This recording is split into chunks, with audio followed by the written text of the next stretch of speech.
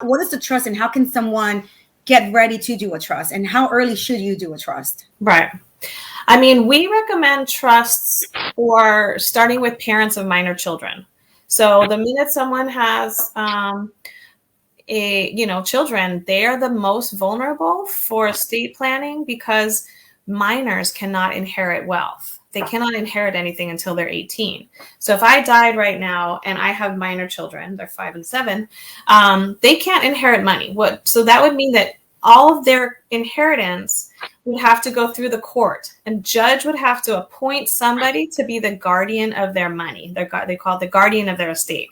And then that judge would determine where it goes. If they would pick like a very conservative savings account that would probably bear no interest. It would sit there for years, right? Not being invested until they turn 18. Then we'd have to go back to court and get permission to release it. So it's expensive. That's a lot of legal fees.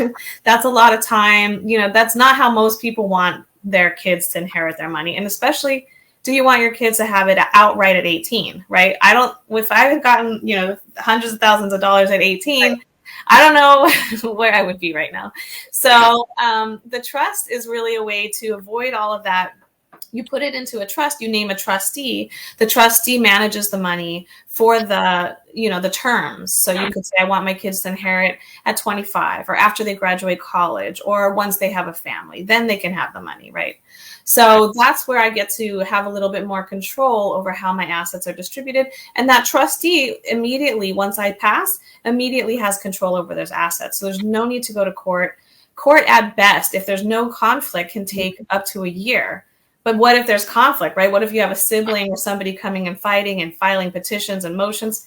I mean, I have friends who are dealing with it right now, and it's been 2.5 years. No money's been distributed. Wow. It's tough.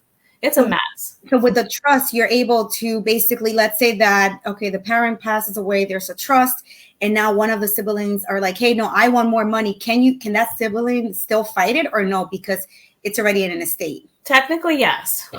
Right. So you want to start early. I was just reading the case of the Vanderbilts, right? In New York, we have the famous Vanderbilts. When Mr. Vanderbilt died, he left all of his money to one son. So of course the other children disputed it.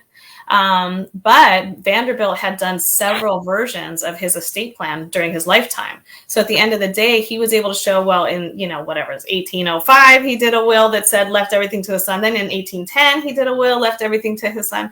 So the more advanced you will get with your own estate plan, the more you're able to support what it is you've asked for and wanted. Because then all of a sudden, fifth will, all of a sudden everything's going to someone else.